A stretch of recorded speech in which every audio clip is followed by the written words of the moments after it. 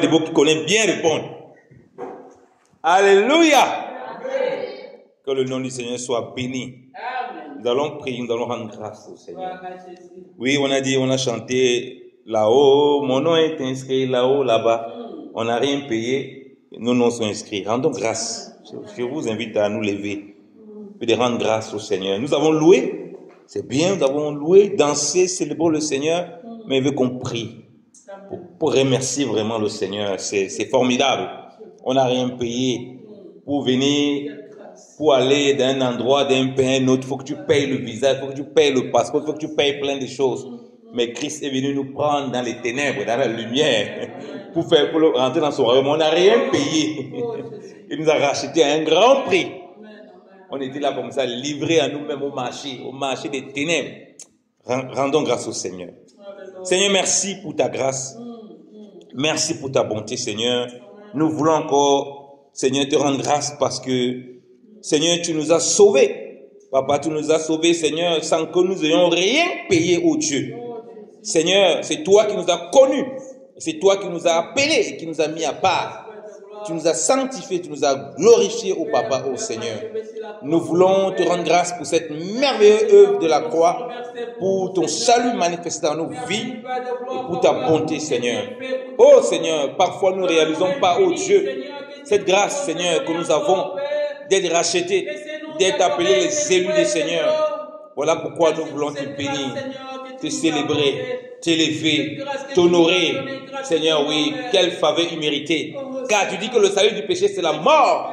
Mais le don gratuit de Dieu, c'est la vie éternelle en Jésus-Christ. Alléluia. Seigneur, un don gratuit au Père. Seigneur, tu dis que tous ont péché, sont privés de la gloire de Dieu, mais sont gratuitement justifiés par le moyen de la rédemption qui est en Christ. Oh Seigneur, oui, cette gratuité. Oui, nous nous réjouissons, nos noms sont inscrits là-haut, là-bas. Tu as dit à ses disciples, oh Seigneur, oui, ne vous réjouissez pas que les démons vous soient soumis, mais réjouissez-vous que vos noms soient inscrits, oh Seigneur de gloire, au Père.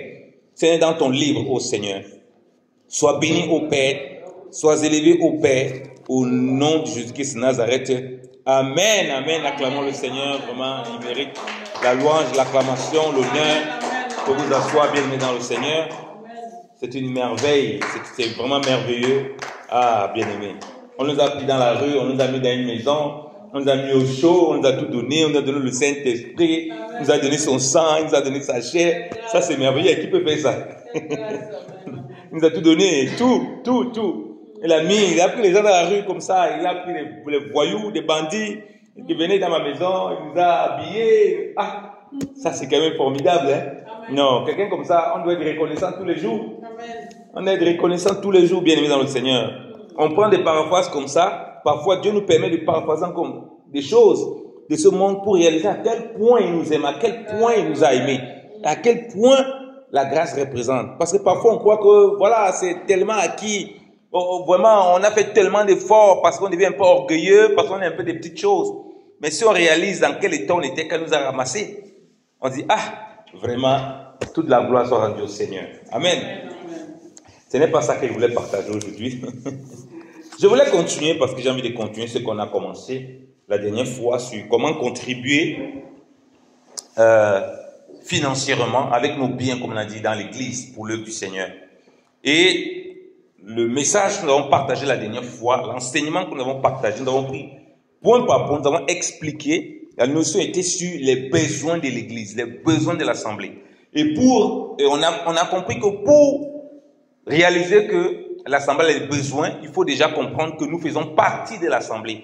Comme quand un enfant est dans une maison, comme quand quelqu'un est dans une maison, dans cette maison, il voit les besoins parce qu'il voit il vit dans la maison, il sait ce qui se passe. Si on est dans l'église, on n'est pas intéressé à ce que c'est comment l'église fonctionne. On ne peut pas connaître ses besoins. Ça, c'est le premier point. Ensuite, on a compris que nous sommes le temple du Seigneur. Nous sommes le corps. Nous ne sommes pas seulement le temple, le corps de Christ. Ça veut dire qu'ensemble, nous formons une assemblée et tout ce qui appartient au Seigneur nous appartient. Et de même, tout ce qui nous appartient est au Seigneur. C'est pourquoi nous n'avons pas, lorsqu'on a compris ça, de peine. Si on a vraiment saisi ça, nous n'avons pas de peine à mettre à disposition ce que nous avons reçu du Seigneur, parce que ce que nous l'avons reçu du Seigneur. à mettre à disposition pour l'église, pour l'assemblée. L'église a commencé par l'assemblée locale. Parce qu'il y a des gens qui veulent s'occuper des gens il y a loin. Ils ne sont pas capables de s'occuper des gens qui sont là à côté. Si tu n'es pas capable de laver ta propre maison, ce n'est pas la maison du voisin que tu vas aller laver. Parce que je connais, hein, on vous connaît, vous les chrétiens. Vous entend, ah, papa, il y a vraiment, je m'occupe de beaucoup d'orphelins là-bas au Rwanda. Mon ami, occupe-toi déjà des orphelins qui sont dans ton assemblée. Là, tu peux commencer à parler des gens qui sont loin. Dans l'assemblée, tu ne paies rien. Dans ta maison, tu ne paies rien. Tu ne t'occupes pas des enfants de ta maison. Tu veux t'occuper des enfants qui sont loin? On va te considérer comme un papa ou bien un parent, une maman ou un parent irresponsable. Tu ne laves pas chez toi. Et vous savez, parfois quand on était jeunes, les mamans étaient souvent choquées. Que l'enfant à la maison est têtu. Il ne fait pas les tâches qu'on lui demande de faire. Mais dès qu'il peut voir son propre enfant, j'ai un de ses amis, et il est devenu docile. Celui qui lave le sol, celui qui dresse même le lit. Il dit, chez toi là-bas, ton lit est dans n'importe quel état. Mais toi, tu viens dresser le lit des autres. Pour qu'ils dorment sur ça. Ton propre lit où tu dors, tu ne le dresses pas. Donc, il ne faut pas qu'on fasse le fou. C'est pourquoi j'ai commencé à dire, ça commence d'abord dans l'église parce qu'on a un corps. Et le corps là, c'est d'abord, comme nous sommes là, nous sommes un corps. Et comme les dons que le Seigneur nous a donnés, c'est pour le corps, nous ne pouvons plus dire, c'est pour moi. Cette mentalité de dire, c'est pour moi, c'est une mentalité égoïste qui fait en sorte qu'effectivement, on ne regarde pas les besoins, on regarde que ses propres besoins. Parce que si moi, je regarde les besoins de l'assemblée, chacun de nous regarde les besoins de l'assemblée, chacun va pouvoir voir les besoins aussi que les autres ont. Alléluia. Vous comprenez? Ça va éviter l'égocentrisme. Mais pourtant, si chacun de nous regarde ses propres besoins, chacun de nous va rester sur lui-même. Et c'est là où l'ennemi, il a accès. Et c'est là où il y a la cupidité, soit de façon grossière, soit de façon indirecte, où on fait un peu de calcul dans nos têtes. Alors qu'ensemble, on est beaucoup plus fort. Et l'ennemi va tout détruire ça. Comme j'ai dit, quand on est dans cette unité, donc, unité du corps, unité d'esprit, on a dit un même cœur, une même âme. Ce même cœur, une même âme faisait quoi? Il mettait les biens pour les besoins. On dit bien les besoins. Donc, il y avait des besoins qu'on pouvait identifier, on pouvait les mettre à disposition. C'est pourquoi je vous ai dit que je ne vais pas parler ici en termes de taux, de calcul, non. Je parle d'abord du cœur, de la vie pratique. Parce que si j'ai compris ça, alors, je serais empressé de savoir si les besoins de l'assemblée, si les besoins de mes frères sont comblés. C'est-à-dire que je vais m'inquiéter en assemblée, comme dit l'assemblée, c'est nous tous. Est-ce que mon frère a un travail, par exemple? Qu'est-ce que je peux faire financièrement ou bien avec ce que j'ai comme don, comme bien, pour aider mon frère à trouver le travail? Est-ce que ma soeur a assez pour manger? Est-ce que l'assemblée a le nécessaire pour son fonctionnement? Donc, les préoccupations là vont devenir tes préoccupations. Alléluia. Parce que tu es un corps avec le Seigneur, un cœur avec les frères, une même âme, un même esprit. Mais nous, chrétiens, nous prétendons que nous sommes un même esprit. C'est-à-dire qu'on a reçu le même esprit. Mais le même cœur, là, on dit non, non. Chacun a son cœur de son côté. On ne veut pas être un même cœur. Chacun a son âme. Oui, chacun a son âme. Mais Dieu veut qu'il faut qu'on soit un cœur. Ça veut dire qu'il y a une connexion ensemble.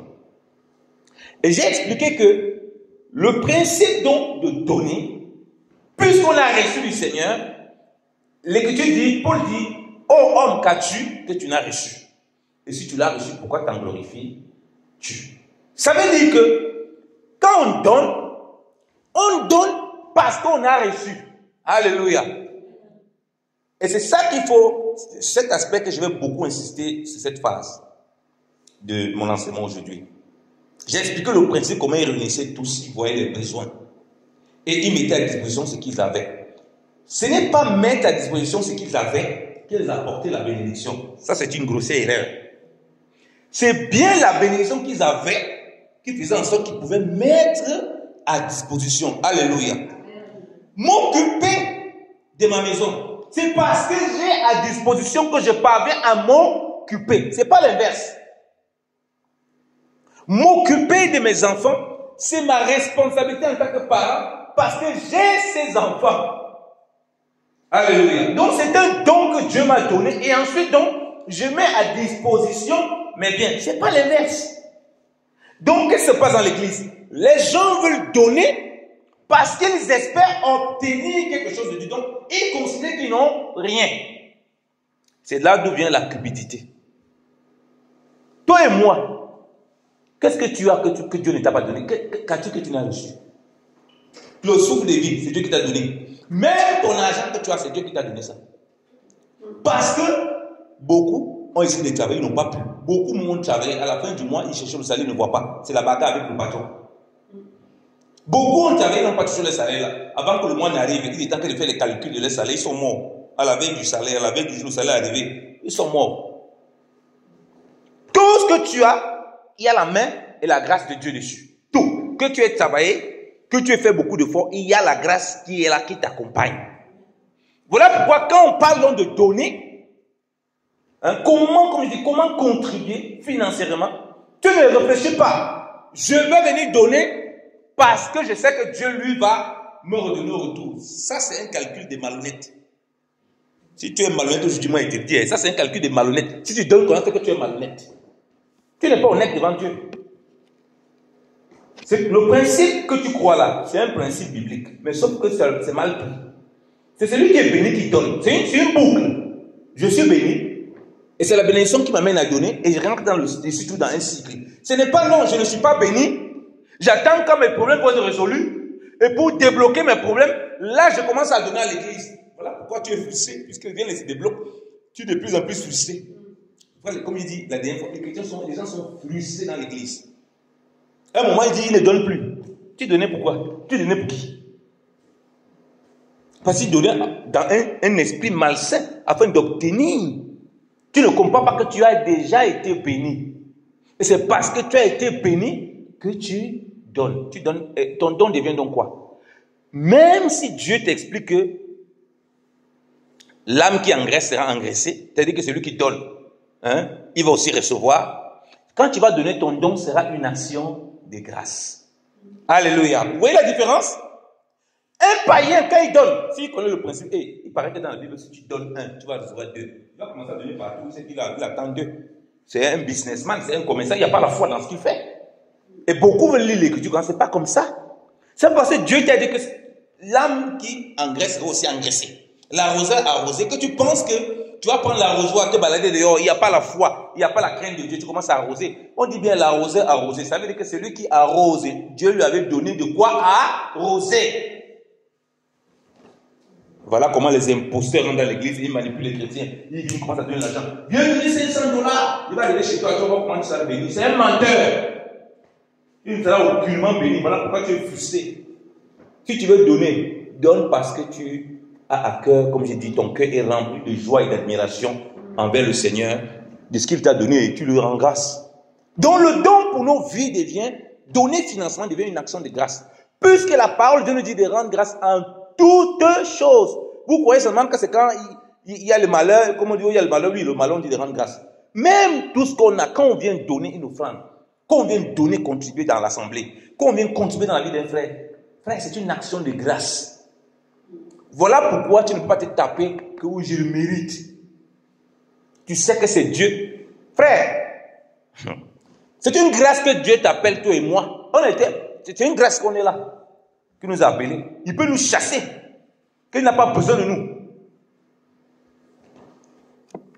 Non, Dieu se passe de nous. C'est une grâce, frère, de donner que Dieu te donne. C'est une grâce, c'est une faveur terrible. On doit être dans la joie de donner. Vous comprenez pourquoi la Bible dit maintenant, il y a plus de joie à donner qu'à recevoir. Parce que tu sais que c'est une grâce que tu as reçue. Tu es pressé de donner. Tu es pressé de rendre grâce au Seigneur. Tu discutes avec le frère que non, c'est moi qui dois donner. Aujourd'hui, c'est le contraire. On discute plutôt celui qu'on va forcer de donner. Alors que les frères devaient courir. Comme on voit dans la Bible, ils étaient là, ils donnaient le bien. Parce que c'était une joie que non, oh frère, laisse, c'est moi qui dois donner l'offrande. Frère, laisse ça.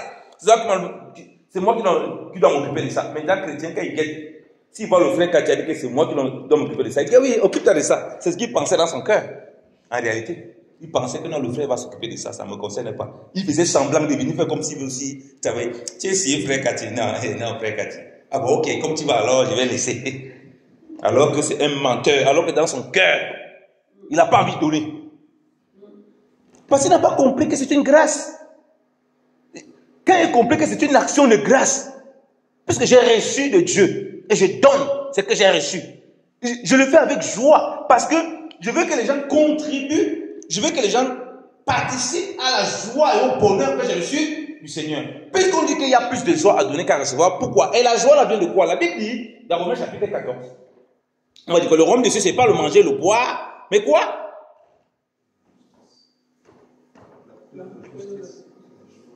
Par le Saint-Esprit.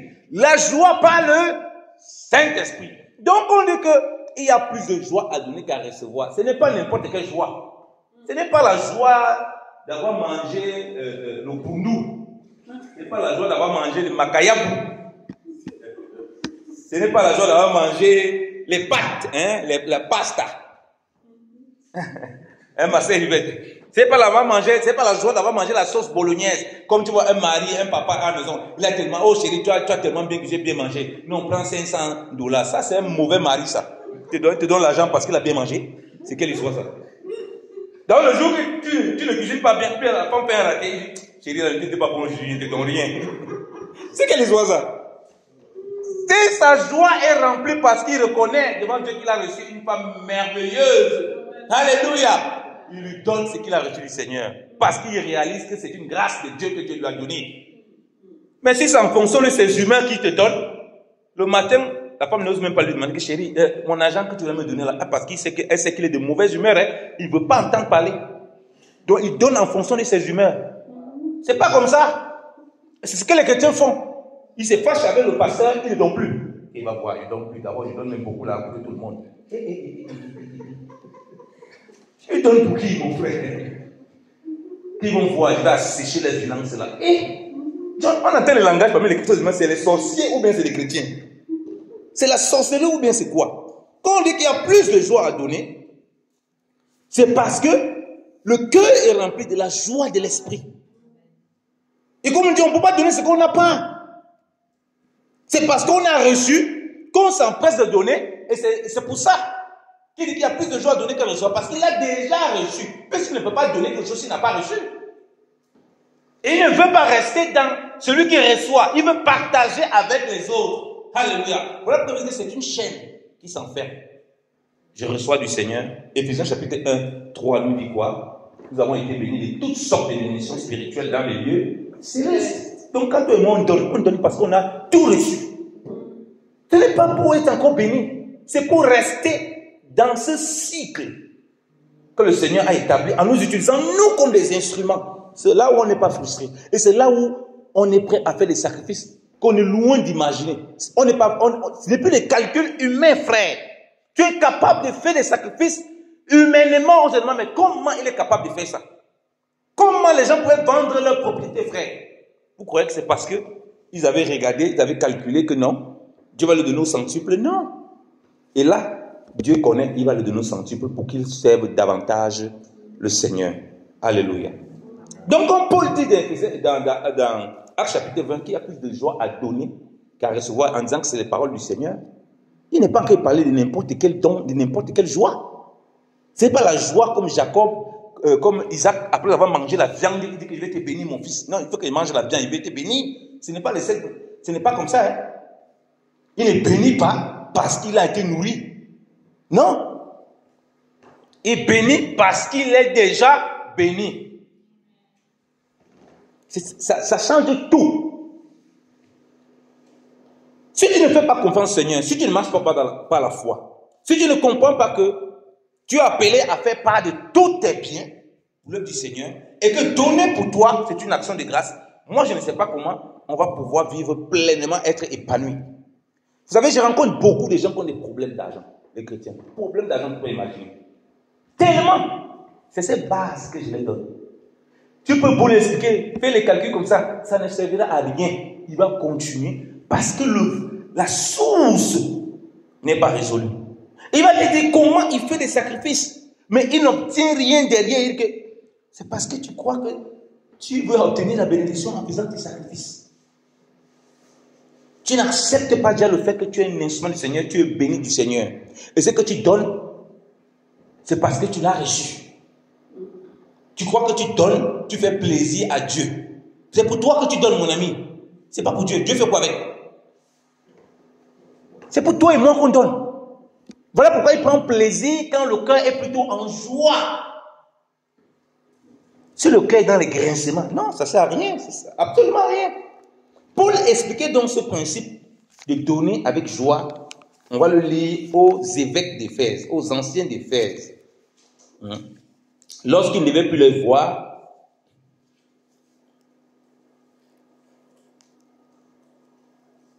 je vais lire Actes chapitre 20 à partir du verset 33. Il dit, je n'ai désiré ni l'argent, ni l'or, ni les vêtements de personne. Vous savez vous-même que ces mains ont pourvu à mes besoins et à ceux des personnes qui étaient avec moi. Je vous ai montré de toute manière que c'est en travaillant ainsi qu'il faut soutenir les faibles et se rappeler des paroles du Seigneur qui a dit lui-même, il y a plus de bonheur à donner qu'à recevoir. Après avoir ainsi parlé, il s'est mis à genoux et il pria avec tous. Et tous fondit en larmes et se jetant au bout de Paul, il l'embrassait affligé, surtout ce qu'il avait dit, qu'il ne verrait plus son visage, et il l'accompagnait jusqu'au navire. Paul a travaillé, je vais laisser la notion de travail, je suis surtout dans la notion où on regarde les besoins. Paul a montré un exemple à ses frères. Il a travaillé, pas simplement pour lui, il a aussi montré le chemin, il faut pourvoir aux besoins des faibles. Mais on ne peut pas pourvoir aux besoins des faibles si on n'est pas conscient qu'elle est faible. Alléluia. On ne peut pas pourvoir aux besoins de l'Assemblée si on n'est pas conscient que l'Assemblée a des lacunes. C'est ça la faiblesse. L'Assemblée a des difficultés, on ne peut pas. On ne peut pas. Voilà ce qui animait l'apôtre Paul, le grand apôtre Paul. Parce qu'il avait ce cœur, comme je disais dès le départ. Il avait compris que le travail qu'il faisait nuit et jour, les biens qu'il avait, ce n'était pas pour lui, mais c'était pour l'œuvre du Seigneur. Voilà pourquoi même lui qui était enseignant faisait part de ses biens. Pour l'équipe, pour les fêtes, c'est-à-dire pour la communauté. Pour la communauté. Ceux qui travaillent avec lui, s'il n'est pas capable, si Paul travaillait comme ça, il laisse ceux qui travaillent avec lui, qui ont de la peine. Il part chercher les gens au loin. Ce qui ne va pas bien dans sa tête. Donc, on parle ici de la communauté, parce que la première communauté qu'il avait, c'est ceux qui étaient autour de lui, qui marchaient avec lui, qui faisaient l'œuvre. Quelques-uns qui étaient autour de lui. Et qui avaient certaines difficultés. Lui, il avait une facilité peut-être par rapport à mieux qu'eux. Il fabriquait des tentes, il pouvait travailler aussi beaucoup d'autres choses, certainement difficiles, que les autres peut-être avaient de la peine. Le but, c'était de les entraîner tous vers le haut et qu'on trouve une stabilité. Donc, il n'avait aucun problème à mettre à disposition les biens qu'il avait, le travail qu'il avait, les finances qu'il avait pour les frères avec qui il travaillait, non seulement pour donner à ses frères conformément à ce que le Seigneur veut, soutenir les faibles, mais pour donner un modèle à l'Église, afin qu'il ne manque il n'y a pas d'indigents parmi nous et l'Église ne manque de rien. Et c'est là-dedans qu'on dit qu'il y a plus de joie à donner qu'à recevoir. Si tu n'as pas la joie, tu vas donner avec l'inciment dedans. On ne peut pas. Je vous assure, quand on donne à l'Assemblée, on doit être joyeux. Si tu donnes encore, Seigneur, est-ce que je donne 50 francs aujourd'hui? Ouais, Seigneur, vraiment, toi-même tu vois ma condition. Est-ce que c'est bon de donner 50 francs? Seigneur, toi-même tu vois, je n'ai plus rien. Je vais manger le makaya boula avec quoi? Oh Seigneur. Jusqu'à il y a même une sœur qui me dit, ah, pasteur Yannick, toi, tu sais, papa, quand je donne, j'aime quand ça me fait mal. Parfois, ça me fait mal. Elle dit, ma sœur, ça te fait mal, c'est qu'il y a un problème, hein. C'est quoi, c'est la grossesse? Tu es en train d'accoucher? Ça te fait mal comme ça? Ça ne doit pas te faire mal, tu as donné avec joie. Comment on peut dire qu'il y a plus de joie à donner qu'à recevoir? Quand tu donnes en grinçant les dents. C'est que tu n'es pas dans l'esprit. Tu es encore sous la loi. Sous la loi, il n'y a pas le Saint-Esprit. On donne, ça fait mal. Parce qu'il n'y a pas le Saint-Esprit. Tu ne comprends pas le bien fondé. Tu es égocentrique. C'est parce que le Seigneur a fait avec l'homme riche. Le Seigneur a dit, non, distribue, machin. J'ai fait tout ça. Ça veut dire que sous la loi, il y avait des choses pour donner aux pauvres, machin. Il faisait tout ça. Le Seigneur a dit que ton problème est un peu plus profond. On va aller plus loin. Que mon frère, écoute, il te reste quelque chose. Il a bien dit qu'il te reste quelque chose. Donc, tout ce que tu as fait là, c'était bien. Mais il veut sonder les profondeurs. Puisque le gars est attaché à ses biens. Il n'est pas capable de faire comme Paul. Paul dit que je travaille, ce n'est pas que pour moi. Au lieu d'amasser, c'est-à-dire que non, je vais amasser bien. Il dit non, ceux qui sont avec moi, je dois leur donner un modèle, les soutenir et montrer aussi un exemple à l'église. Et c'est comme ça aussi qu'on ne va manquer de rien, nous tous. C'est Dieu qui prépare toutes choses. Quand le Seigneur Jésus a dit au gars ce qu'il fallait faire, à l'homme riche, il a répondu, je paraphrase à Jésus, je ne vends pas, je ne te suis pas, arrière de moi. Il est parti, la Bible dit qu'il est parti triste. La Bible dit qu'il avait beaucoup de biens. Voilà comment les gens viennent à l'église. Cet homme est la figure de ceux qui s'approchent de Christ. Ils sont à l'église, ils ont des biens. Ils demandent, Seigneur, qu'est-ce qu'il faut faire? Qu'est-ce qu'il faut faire? Le Seigneur dit que non, soutien. Ils ne veulent pas. Ils résistent. Ils donnent toujours un peu à gauche, à droite, selon la loi, selon la lettre. Mais le cœur n'est pas tranquille. Le cœur semble ne pas être en paix. Le cœur est toujours triste. Qu'est-ce que cette figure? C'est une figure de l'homme riche. On est auprès du Seigneur. On est à côté du Seigneur. Mais on n'est pas rassuré de la vie éternelle. Pasteur, Yannick, est-ce que je suis vraiment sauvé? Mon frère, tu te poses toute cette question, c'est qu'il y a un problème. Est-ce que tu es comme l'homme riche à côté? Tu dis, pasteur Yannick, pourtant j'ai fait beaucoup de bien aux gens. Je donne beaucoup de choses aux gens. Mais mon cœur n'est pas tranquille. Mon frère, ton cœur donne dans quel état à l'église? Si tu donnes avec joie, tu célèbres le Seigneur. Une fois une veillée, nous sommes en 2008, à une veillée de prière. Pendant qu'on est en train de prier, je ne sais pas s'il a donné ce témoignage ici, je vais donner ce témoignage. Pendant qu'on est en train de prier, j'avais retiré les sous sur moi pour donner. Alors, pendant qu'on est en train de prier comme ça, il y a d'abord une offrande qu'on donne. On donne l'offrande.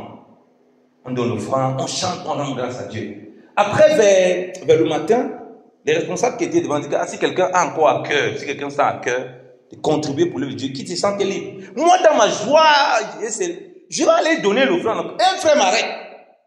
Il me dit, non frère, tu as déjà donné l'offrande, pourquoi tu vas encore donner? Il dit, mais mon frère, mon argent c'est ton problème. Toi-même tu n'as pas donné la première fois.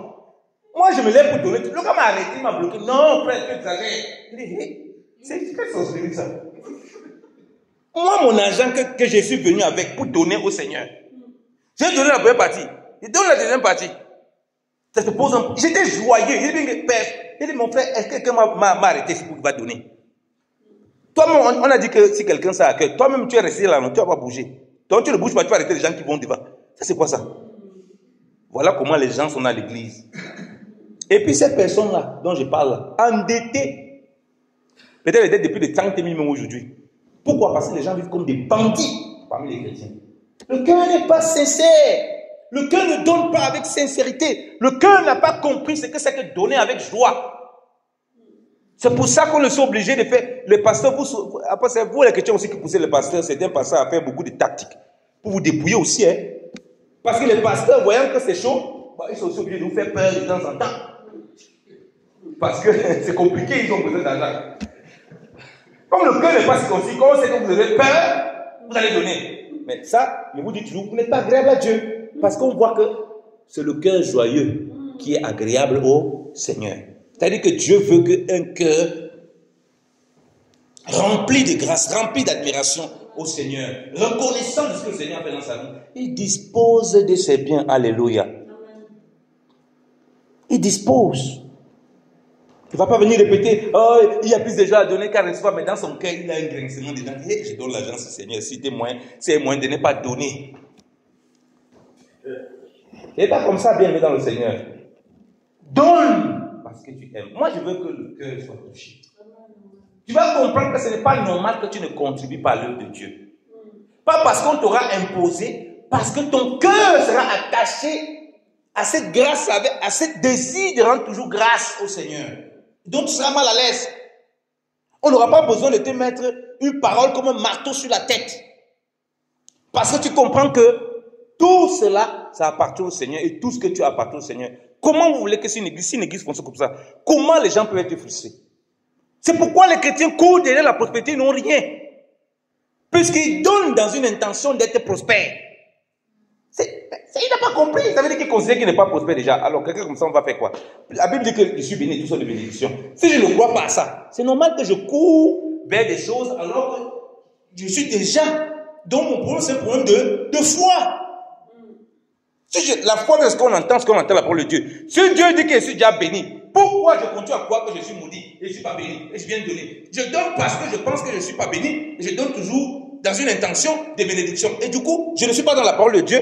Et la Bible dit que sans la foi, il est impossible d'être agréable à Dieu. Il ne faut pas faire des calculs midi 14 heures. Paul a donné, il nous a montré le modèle. Lui, il est apôtre. Il peut s'asseoir et dire non. Moi, je ne donne rien. Voilà pourquoi moi je suis choqué de voir les conducteurs, soit des conducteurs qui ne donnent rien. Toi, tu ne donnes rien. La Bible va pleurer. Frère, c'est l'heure des offrandes et des dîmes. Lui, il est assis, il ne donne rien. Je dis, toi, tu ne donnes rien. Tu veux que les autres donnent. Tu montres quel exemple? Paul lui-même, il donne. Il s'occupe de ceux qui sont autour de lui. Quand nous avons une mission, c'est ce que nous faisons. Tous les frères qui sont autour de nous, par la grâce de Dieu, on les assiste dans la mesure du possible. Parce que c'est le modèle divin. Avec le peu que Dieu nous donne. Et on voit comment Dieu lui-même, il fait croire, il fait abonder. Que les gens qu'on ne connaissait pas, qui sortent de nulle part, qui, homme de Dieu, Dieu nous a mis à cœur de ceci. On voit la main de Dieu de façon extraordinaire. Parce qu'on ne donne pas dans ces cas de calcul. Donc, il ne faut plus que Dieu répète, il y a plus de joie à donner qu'à recevoir. Alors que dans ton cœur, il y a un petit grincement. Aïe. Non. Ton cœur doit vraiment être en joie. Parce que tu donnes pour le Seigneur. Il n'en a pas besoin. En réalité, quand tu dis que tu donnes pour le Seigneur, c'est pour toi. Parce qu'il a tout mis à ta disposition. Ce qu'il attend de toi seulement et moi, c'est la reconnaissance. C'est tout. On est reconnaissant en lui donnant. C'est tout. Et ça va contribuer donc à l'œuvre de Dieu. On va regarder les besoins de l'Église. Premier niveau, dès qu'on regarde les besoins. Deuxième niveau, comme je te parlais, je parle ici de l'action de grâce. Parce que quand c'est devenu une action de grâce, c'est un don dont on n'attend pas un retour sur investissement. Quand tu fais ton anniversaire, bon, à part les païens, Jésus a dit que les païens, quand il fait son anniversaire, il invite les gens qui veulent l'inviter. À part si toi tu réfléchis comme un païen, bon Seigneur, je suis venu te donner, j'attends que tu me redonnes dans ta banque là. C'est pas comme ça. Et il va loin le Seigneur, il dit que si vous invitez seulement ceux qui vous invitent, vous faites quoi différent que les gens de mauvaise vie? Les païens font pareil. Mais les chrétiens se comportent comme ça. Si tu donnes, parce que tu veux absolument recevoir, même si Dieu a dit que il va retourner à celui qui donne. Si tu donnes dans cet état d'esprit, tu es un bandit. Parce que lui, il veut que toi, même s'il est capable de multiplier tous tes biens, que toi tu donnes par action de grâce sans espérer de recevoir quoi que ce soit. Voilà le modèle que Christ a accordé à ses disciples. Mais les chrétiens ne sont pas dans ça. Ils veulent vivre la grâce. Ils veulent vivre la bénédiction. Et ils veulent voir les choses, la main de Dieu d'une façon extraordinaire. Et c'est incroyable, hein? On veut marcher à l'encontre de la parole de Dieu, mais en même temps vivre les choses de la parole de Dieu. Ce n'est pas possible. Donc, quand j'ai cette disposition du cœur, de la joie à donner comme une action de grâce, je peux donc faire part de mes biens, comme la Bible dit dans Galates. Si on n'a pas expliqué ce premier principe, on ne peut pas aller dans Galates parler que chacun fasse part de ses biens. On ne peut pas. On dit, Galates chapitre 6, on dit que celui à qui l'on enseigne la parole fasse part de tous ses biens à celui qui l'enseigne. Ne vous y trompez pas, on ne se moque pas de Dieu. Ce qu'un homme aura sémé, il le moissonnera aussi. Amen. Écoutez, j'ai dit ici, Paul a dit comment il s'occupait de ceux qui étaient autour de lui. Pour donner un modèle aux églises d'Éphèse, aux anciens d'Éphèse. Il n'a pas pris leur argent pour leur donner un modèle. Alors qu'on voit que les Philippiens, les gens l'ont beaucoup aidé dans l'œuvre, surtout l'église de Philippe. Quand il voyageait dans ses missions, il était assisté. Ce n'est pas parce qu'il n'était pas assisté, mais il donnait un modèle. Et ici on dit, celui à qui on enseigne. Donc, il y a une note en anglais, pour celui qui donne avec action de grâce. Quand il donne avec action de grâce, c'est que c'est un don. Il n'a pas de problème d'accomplir ça. Alléluia. Fais part de celui qui enseigne ses biens, tous ses biens. Ce n'est pas pour qu'il s'enrichisse. Ce n'est pas pour qu'il le mette dans les poches. Non, on a vu. Tout était déposé au pied des apôtres. On le donnait on partageait selon les besoins de tout un chacun. Y compris même les propres apôtres. Donc si je comprends que je donne avec un joie, comme une action de grâce, je n'ai aucun problème de faire part de mes biens. Et celui qui m'enseigne. On ne me force pas. On ne va pas courir derrière moi. Ce n'est pas répété 2 fois dans la Bible, une seule fois. Paul le dit. Celui qui enseigne, il fait part de ses biens. Il n'a pas besoin de répéter 2 fois. Donc, celui qui a le cœur vraiment pour partager, il va faire part. Vous voyez, dans le nouvel alliance, ce n'est pas une question de taux, c'est une question de la qualité, comme je dis toujours, du cœur, de la disposition du cœur.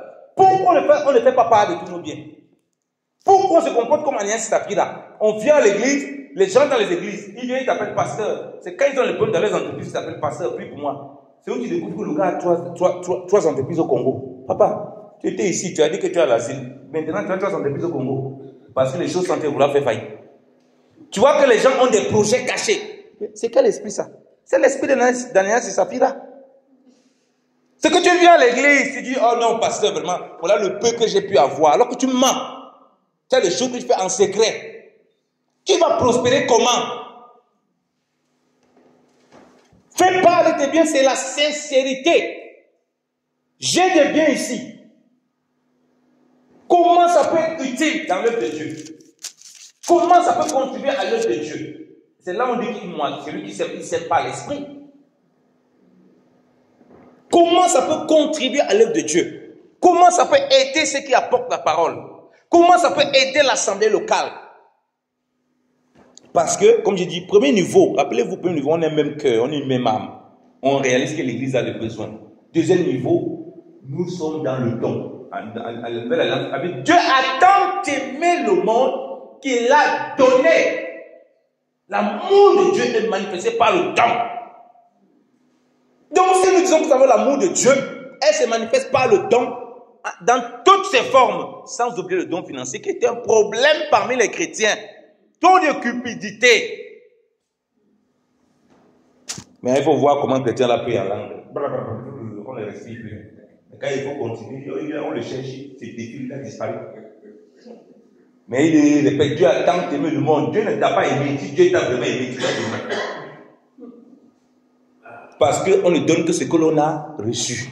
Tu n'as pas besoin, je dis, comme vous voyez, je ne vous parle pas des taux. Je vous montre le principe, le cœur même de l'évangile. C'est le don. Dieu m'a aimé. Dieu t'a aimé. Dieu a donné. Dites-moi, il a donné Jésus à moitié. C'est Jésus qui, c'est son pied qui est mort. Le reste n'est pas mort. Il a donné son fils unique. Il a tout donné. Toi et moi, on dit non, non. On ne donne pas tout. On ne donne pas tout. On va faire beaucoup de calculs, de mensonges. Voilà pourquoi on ne prospère pas dans l'église. Là, les frères et sœurs, ils font des magouilles. Quand ça éclate entre eux, mais pasteur, elle m'avait prêté 20 000 euros. Et donc, tu peux avoir 20 000 euros chez toi. Personne n'est au courant. Parce que vous avez fait vos business des magouilles, ça a éclaté. Maintenant, toi, tu viens nous dire. Pourquoi tu n'as pas fait part de toutes ces choses? C'est ça, fais part de tes biens. Tu entreprends des entreprises dangereuses. Tu vas dans des chemins très dangereux, tu n'oses pas dire. Pourquoi? Parce que tu veux profiter tout seul. Mais assume aussi les conséquences qui vont avec. Donc, Dieu a tant aimé le monde, il a donné. Donné gratuitement. On n'a rien mérité pour qu'il nous donne ça. Donc, même s'il y a une bénédiction, derrière, comme j'ai dit, le fait de donner, il y a une bénédiction derrière qui est certaine. Dieu veut que toi et moi, on soit dans un esprit où quand on donne, c'est pas grave, on donne parce qu'on aime le Seigneur, on fait pas donner bien parce qu'on aime le Seigneur, parce qu'il a imprégné cet esprit de don en nous. Et il continue, il dit, celui qui sème pour sa chair, moissonnera de la chair la corruption, mais celui qui sème pour l'esprit, moissonnera de l'esprit la vie éternelle. Ne nous lassons pas de faire le bien, car nous moissonnerons au temps convenable si nous ne nous relâchons pas. Alléluia. Est-ce qu'ici, vous avez vu, on a mis un taux? Est-ce qu'ici, vous avez vu, on a mis un calcul? Est-ce qu'ici, vous avez vu, on s'est limité dans l'aspect du don que à du bien matériel? Il dit, ne nous relâchons pas de faire du bien. Donc, quand ils ont fait part de ces biens, ce n'est pas seulement la chose financière. C'est de tous les biens que Dieu met à disposition pour nous. Parce qu'on est appelé à faire du bien. Et de ne pas se relâcher. On ne peut pas se relâcher si on ne marche pas par l'esprit. On ne peut pas se relâcher si... On va se relâcher si on ne comprend pas que quand on donne de tout notre cœur, en fait, on est en train de s'aimer par l'esprit. Il y a deux types de semences. Il y a s'aimer selon la chair, selon par l'esprit. Je peux donner mon offrande. Ce n'est pas une semence spirituelle aussi longtemps que je ne suis pas, mon cœur n'est pas disposé, n'est pas honnête, n'est pas sincère devant Dieu. Donc les doctrines vont te dire qu'il faut s'aimer, tu vas récolter là, en te disant que c'est l'argent que tu sèmes. Et ton cœur n'est pas sincère, n'est pas vrai. On a été trompé. Voilà pourquoi les gens sont tristes, ils sont malheureux. Quand tu sèmes, tu dois s'aimer par l'esprit. Et quand tu sèmes par l'esprit, on a vu c'est quoi? Le fruit de l'esprit, c'est quoi? La joie, la paix, hein? L'amour, hein? La justice. Tout ça parle Saint-Esprit. Voilà celui qui sème par l'esprit. Il ne vient pas faire le calcul. Que, pasteur, vraiment, ça fait 2 ans là, je suis très fidèle à mes dîmes, je suis très fidèle à mes dons. Je donne 20%. Mais depuis là, j'ai calculé en 2 ans, voilà tel montant que j'ai dépensé et tel montant que j'ai donné, mais je n'ai pas vu où Dieu a multiplié. Mon frère, qui t'a dit que c'est comme ça ici? C'est ce que les gens font. C'est ce que les gens ils font. Parce qu'il a dit non, Dieu va multiplier. Dieu multiplie, mais il multiplie par l'esprit. Ça veut dire que ça vient d'une façon que toi-même tu ne maîtrises pas. Alléluia. Ce n'est pas j'ai donné un billet de 500, tu vas avoir en retour 1000 francs. Tu peux donner 300, comme tu te donnes de tout ton cœur. Comme la femme, hein, la veuve qui avait que 2 pièces. Jésus a dit qu'elle a donné plus que tout le monde. Il ne faut pas oublier que c'est tout ce qu'elle avait. Ça veut dire quoi? Je vous explique comment Dieu fonctionne. Je viens de donner avec tout mon cœur, 100 francs. Vraiment, Dieu lui voit le cœur, il voit que je donne vraiment tout mon cœur. Il va multiplier les 100 francs, ou bien il va même au centuple. Je n'aurai pas forcément 1000 francs entre mes mains. Vous voyez? Ou 10 000. Il peut me donner 50 aujourd'hui. C'est tous les 100 francs que je donnais. Puisque moi, je ne comprends pas, je ne vois pas ce qui se passe spirituellement. Il me donne 100 francs par mois. Il me donne peut-être 200 francs par mois, Déborah. Le frère gardien, je m'invite à aller manger quelque part. Il m'invite à aller prendre un voyage quelque part. Il m'invite à aller vivre certaines choses. Il m'apporte peut-être des habits. Telle personne, la sœur Yvette va venir. Elle va m'inviter quelque part. Elle va m'apporter certaines choses. Vous voyez? Elle va peut-être contribuer pour payer mes médicaments. C'est comme ça qu'il est en train de multiplier. Alléluia. Mais c'est toi, tu crois que c'est une banque comme le monde. Où tu as donné 500, tu attends que Dieu te donne 1000 francs. Ce n'est pas vrai. Si on t'a enseigné ça, il faut chasser ça dans ta tête. On a été séduit. C'est pour ça que tu es malheureux. Parce que tu donnes dans ta tête, tu donnes, j'ai donné combien à Dieu là? Seigneur, ça fait beaucoup. Tu tapes la calculatrice pendant 5 ans. J'ai donné, mon frère. Il y a une vraie bénédiction que Dieu multiplie, mais il dit que ce n'est pas à toi de regarder ni comment la chose se passe, ni comment ça se fait. Tout ce que lui te demande à toi et moi, c'est de donner avec un cœur joyeux. Et de donner tout de tout notre cœur. Celui-là n'est suivi d'aucun chagrin. Tu seras toujours dans la joie. Je t'assure que tu vas vraiment voir la multiplication. Pas parce que tes yeux seront sur la multiplication, mais tes yeux seront sur le Seigneur. Comme maintenant les gens donnent avoir les yeux sur la multiplication, ils sont malheureux. Ils sont malheureux. Regardez, lisons Luc. On va finir par ça. Lisons Luc.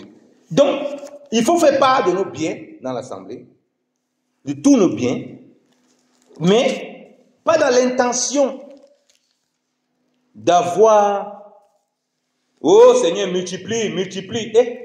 C'est toi qui demandes au Seigneur de multiplier. C'est lui qui sait comment il multiplie. Il a donné la parabole des talents. Matthieu chapitre 25, je crois. Il a donné la parabole des talents. C'est lui qui a donné à l'autre 1, l'autre 2. Toi, tu es qui pour décider? C'est lui qui donne en fonction de chacun. Il peut décider de donner à Malina 1. Malina peut vouloir même 10 000. Elle aura le résultat de 1 que lui a donné là. Seigneur, demande comme tu veux. Il a dit qu'il va te donner 1, il te donne 1. C'est lui qui a donné. C'est pas Malina qui a décidé. C'est pas le frère celle qui décide. Seigneur, non, je veux 10. Mon ami, c'est pas toi qui décide. Moi, il décide qu'il te donne 3. Vous voyez comment la foi marche? Mais si maintenant, moi, je viens donc, on m'a enseigné mal, ou je viens avec un esprit de cupidité, j'espère que je vais donner 10. Je dois avoir 20. Par multiplication, de cette façon. J'ai un problème. Puisque je vais maintenant définir comment le Seigneur doit la quantité que le Seigneur doit me donner et comment il doit me donner, et ça pose un problème. Luc chapitre 6, il est dit, on va lire la parole. Je vous lis un passage très très important. Il dit, à partir du verset 32, si vous aimez ceux qui vous aiment, quel gré vous en sera-t-on? Les pécheurs aussi aiment ceux qui les aiment. Si vous faites du bien à ceux qui vous font du bien, quel gré vous en sera-t-on? Les pécheurs aussi agissent de même. Et si vous prêtez à ceux de qui vous espérez recevoir, comme les chrétiens, ils prêtent à Dieu, ils espèrent que Dieu va les rembourser. Dieu ne va pas te rembourser, mon ami. Tu peux prêter pendant longtemps. Tu ne rembourseras rien. Quel gré vous en sera-t-on? Les pécheurs aussi prêtent aux pécheurs afin de recevoir l'appareil. Ça veut dire que tu considères Dieu comme un pécheur. Si tu viens, tu donnes. C'est-à-dire, je te prête ton argent. Dans 2 mois, il faut que je me rembourse. Tu n'auras rien. Dieu n'est pas un pécheur. Il t'a tout donné. Quand tu viens, comme il dit, quand tu donnes au Seigneur, en passant par les hommes, en donnant à ton frère, comme il dit, c'est une action de grâce. C'est une reconnaissance auprès du Seigneur, de t'avoir donné et t'avoir permis de donner à quelqu'un, de t'avoir fait grâce de donner à quelqu'un, de t'avoir fait grâce de donner à l'église. Donc tu dois te presser de contribuer à l'église parce que tu vois, je vais être reconnaissant au Seigneur. Alléluia. C'est au-delà des actions de grâce que tu peux faire parce que Dieu t'a béni pour quelque chose de spécifique. Ça, c'est au-delà. Je vous parle de façon générale du don.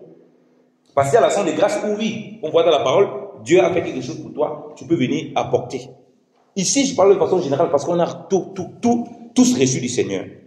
Il dit, voilà comment les pécheurs ils sont. Voilà comment les gens qui ne connaissent pas Dieu sont. Et il dit que c'est le contraire de ceux qui sont dans la maison. Ce n'est pas comme ça que nous devons marcher. Pour faire part de nos biens à ceux qui nous enseignent, à l'assemblée, contribuer à l'assemblée. Regarde dans quel état de cœur il nous met. Il dit quoi? Mais aimez vos ennemis, faites du bien et prêtez sans rien espérer. Et votre récompense sera grande et vous serez fils du Très-Haut, car il est bon envers les ingrats et pour les méchants. Amen. Il dit qu'en ce moment, vous serez fils, donc vous êtes des enfants mûrs, matures. Vous n'êtes plus des bébés. C'est les bébés qui aiment les glis-glis. Il veut tout donner, on lui reçoit. Il donne, il faut qu'on lui donne. Quand il donne, il faut qu'on lui remette. Quand il donne, il faut qu'on lui remette. C'est comme ça que les enfants sont. Vous avez vu les enfants? Bébé, donne-moi un peu. Quand il donne, il t'a donné, il reprend encore ce qu'il vient de te donner. Dis, bébé, donne-moi encore, il te redonne. Prends un peu, tu pars avec. Il va pleurer partout là, il va crier. Parce qu'il ne veut pas partager. Les enfants sont égoïstes. Ça nous montre le caractère de l'homme. Les enfants sont égoïstes. C'est comme ça, c'est normal, il grandit comme ça, il va avoir sa chose pour lui seul. Dieu dit que c'est les païens qui fonctionnent comme ça. Et quand nous donnons une offrande, on fait du bien. On fait du bien à l'assemblée. Et Dieu prend plaisir. Mais comme je dis, c'est d'abord pour nous. Parce qu'il a fait grâce, nous a fait grâce. Et on veut lui donner ça comme un parfum de bonne odeur. Faites du bien, il dit même que prêtez sans attendre en retour. Et la partie ici, c'est compliqué. Hein? Une fois, j'avais croisé un frère, je vais vous finir par ça, dans le train. Il fait son mariage. Il préparait son mariage. Dans son mariage, il y avait des personnes qui avaient dit qu'ils ne peuvent pas venir à mon mariage. Moi, je ne savais pas. Hein. Vous savez comment le Saint-Esprit, souvent, nous utilise de façon vraiment bizarre. Pendant qu'on parle, moi, je ne sais pas, il ne peut pas se marier. Frère, il faut que tu viennes au mariage. Il ne prépare tout. Non. On partage, c'est bien. Je commence à lui expliquer ce que c'est que le mariage dans la Bible. Il m'écoutait religieusement. Il dit que tu connais la parabole de noces, non? La parabole que le Seigneur dit dans Luc chapitre 14. Voilà, il a invité les gens, ceux qu'on avait invités, ils ne sont pas venus. Il a dit que non. Allez prendre même ceux qui ne sont pas invités, les lépreux, les machins, tout ça. Il a dit que ce sont les gens qui n'étaient pas invités qu'il a invités. Que c'est comme ça que nous sommes. C'est la figure de l'église. Nous sommes les personnes qui n'étaient pas conviées, qu'on a conviées. Avec toutes sortes de problèmes. Parce que si tu viens avec aveugle, machin, ça demande des délicatesses. Hein, dans la façon dont tu dois t'occuper d'eux. Vous voyez un peu comme quand il y a un handicap. Il y a un endroit handicapé dans une maison ou bien dans un truc, même dans le magasin. Vous voyez qu'il y a des trucs spécifiques pour eux. C'est que tu vois la peine que ça donne. Les gens ne veulent pas ça. Les gens ne veulent pas déjà que les gens qui ne sont pas invités viennent. Et ils ne veulent pas que ce soit des personnes qui ont un certain handicap parce que ça demande plus de travail. Ça, c'est pour nous révéler l'amour du Seigneur. Il m'écoutait religieusement. J'ai dit que le Seigneur allait plus loin. Il dit qu'il faut donner sans rien attendre en retour. Que si tu donnes seulement à ceux qui te donnent, si tu aimes seulement à ceux qui t'aiment, tu étais un païen. Le frère était dépassé. Après, il me dit, frère, c'est vraiment Dieu qui t'a envoyé devant moi. J'avais résolu de ne pas inviter tel ou tel frère parce qu'il ne m'avait pas invité à son mariage. Frère, vraiment, il s'est réparti. Je vous dis sincèrement, je ne connaissais pas ça. Il a envoyé les invitations parce qu'il a compris que ce n'est pas l'école du Seigneur. Si ton mariage est une action de grâce, est-ce que tu fais et pour étant Non. Tu rends grâce au Seigneur. Laisse les gens qui n'étaient même pas conviés venir et voient la gloire du Seigneur. Faisons part de nos biens au Seigneur dans l'assemblée locale. Donnons avec un cœur joyeux. Je vais finir quand même un dernier passage, s'il vous plaît. 2 Corinthiens chapitre 9. Donnons avec un cœur joyeux. Il dit, verset 7, que chacun donne comme il a résolu en son cœur, sans tristesse ni contrainte. On pourra partager ça la prochaine fois. Ni contrainte, car Dieu aime celui qui donne avec joie. Donnons avec joie pour l'amour du Seigneur. Amen. Amen. Soyez bénis. Amen.